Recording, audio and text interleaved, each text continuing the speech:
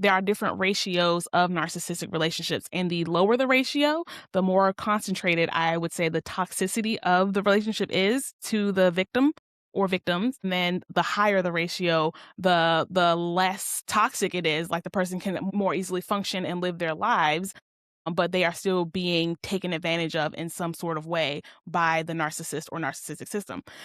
And so if you look at a one-on-one narcissistic relationship, you have a narcissist and they have one victim. That usually looks like a husband and a wife, or a boyfriend and a girlfriend, or a parent and a child. It's like someone has placed themselves, either society, right? If it's a man and a wife, or that person, because this can be happening between friends, like any one-on-one relationship where it's like there's a narcissist in the relationship and they are taking advantage of that person by exploiting them in some way. By the dynamic of the relationship is the narcissist is taking more than the person is receiving, or like taking more than they're giving. Like any relationship should be an even balance of give and take. It should be like it's never going to be perfect, even it's never going to be perfectly even, as in, I do the dishes one day, you do the dishes one day, I clean the toilet, you clean the toilet. It's going to be like, if I'm better at cleaning, if I'm more suited at cleaning, I'll do the cleaning. And then if you're more suited at cooking, you'll do the cooking. And then, occasionally we'll switch off whenever the person's getting tired so that,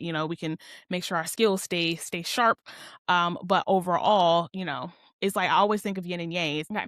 When you look at a yin and yang, most of this side is black and most of this side is white. So this is like most of the time the woman will like do the dishes and occasionally she'll clean. And then most of the time, let's say the husband will do the dishes and then occasionally he'll cook. So that's what balance looks like. That's what sustainability looks like. That's like, this is what a non-narcissistic relationship looks like. It's like all parties in the relationship have I don't want to call it a role, because a role is that's narcissism.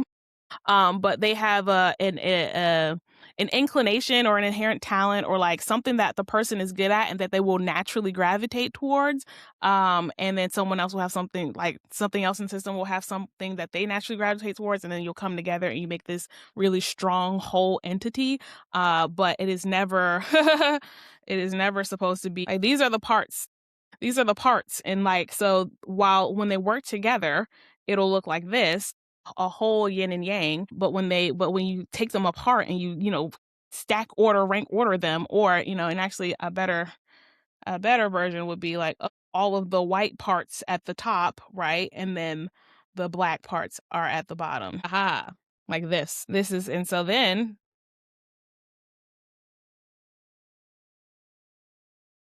and that is hierarchy, you guys. This is went from a beautiful, sustainable, balanced entity working together, always in motion to get done what needs to get done, to, oh no, this is worth less and this is worth less because it's the black parts, and then this is worth more and this is worth more because it's the white parts. And now this part has all the power and control over these parts down here, and these parts down here have to listen to what this part says. Doesn't that sound stupid?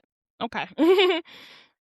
So you can have a one-on-one narcissistic relationship where it's one person with one victim, but then you can also have, and then that one person has like basically all the control over that victim's life, and that victim can't do anything without that narcissist knowing. But you can unconcentrate it and have like something like, I was like a 1-to-3 ratio, right?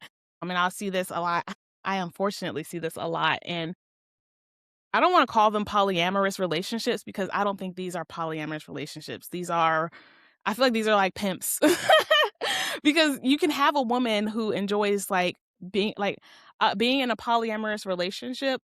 But when it's just, y'all, I'm struggling with this, because you know what? And I'm going to do an episode on monogamy versus polyamory, because anytime the U.S. government is involved and they want us to do something, then that means it's wrong.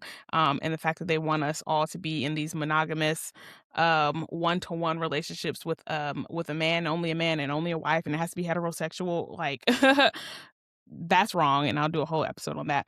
But so I was saying, like a less concentrated narcissistic relationship can be the 1-to-3 ratio, which is usually like one man, and then he'll have 2 or 3 women or girlfriend or wives. A lot of Mormons, which again, Mormon is a narcissistic religion, so it's but hey, so yeah, you'll see like a man with like multiple partners. And again, polyamory is not a narcissistic in and of itself, but whenever a narcissist, which again usually a male narcissist, takes advantage of the youth, the naivete or naivety, like when women are naive and they don't know what's happening, and you have these men groom them and train them and love bomb them, all this stuff. And these women end up in this relationship with this one man. It'll be several of the women. So it won't be a victim that is like, narcissists like to actually cycle through who their number one victim is. But for the most part, even with them cycling through, they will have one target at a time. And so you will not be subject to all of the harm and toxicity that you would be if it was just you getting the abuse by yourself versus, you spread out the abuse amongst the two other people. So, and then you can have like a bigger ratio, so like a 1-to-5 ratio. That's often, you would see that in families. So if you have like a narcissistic father or a narcissistic mother, because I've seen it, I've experienced it actually, if I will be honest, with the head of the household being a narcissistic woman, and then everyone else has to fall in line. So you'll see the 1-to-5 ratio, or, however many people are in that family, you'll see that a lot as a family dynamic, is a narcissistic relationship. You'll see that the 1-to-20 ratio, right? And that'll be like, that's when you're getting into your cults. Your cults start to be around 20 to 50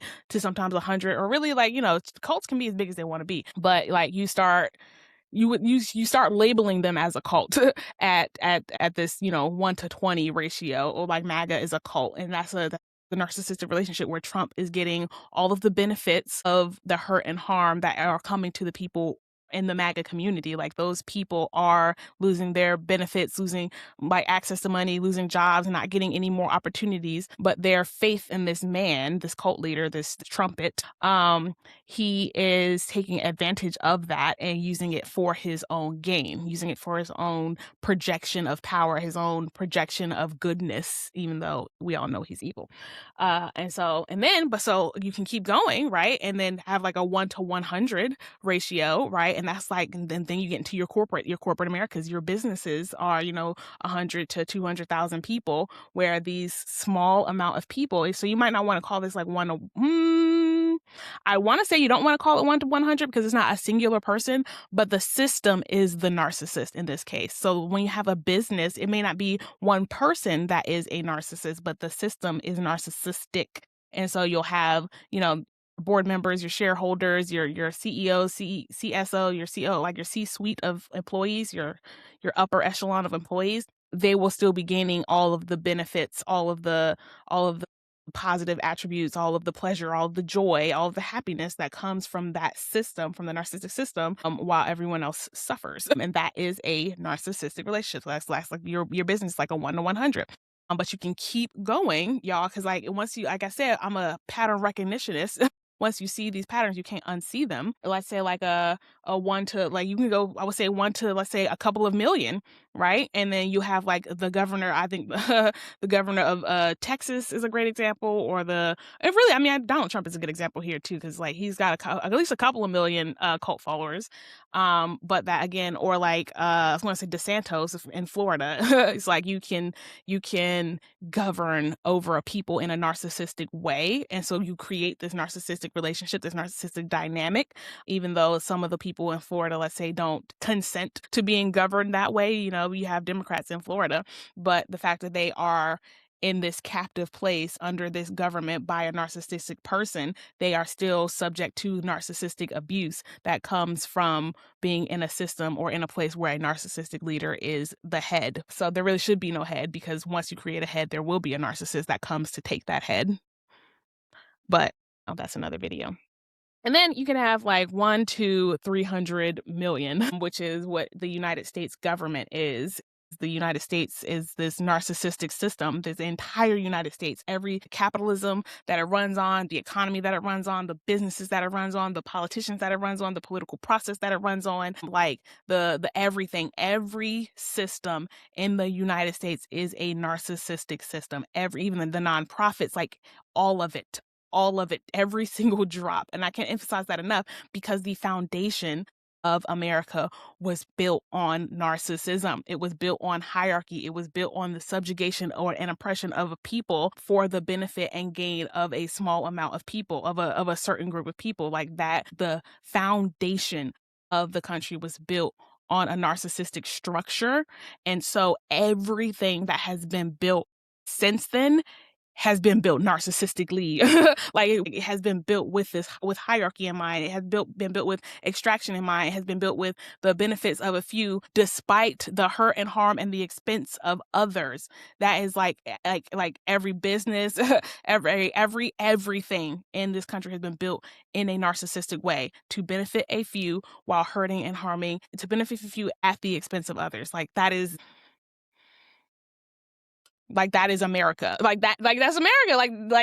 So you can have a country, like an entire country that has a 1 to 300 million ratio. So all of us who are in America, we like the toxicity is not as concentrated as if we were in a 1-to-1 narcissistic relationship, but we all feel it. We all feel this oppression. We all feel this loss of control. We all feel this exploitation. We all feel this unfairness. We all feel this this entity, this I don't know how to explain it, but like this force. We all feel this force pressing down on us here in America, while we see these people thriving, and these people who keep telling us, if we do this, will get better. If we wait, if we follow, if it'll get better, all while they are living the high life, all while they are getting what they want, when they want, however they want it.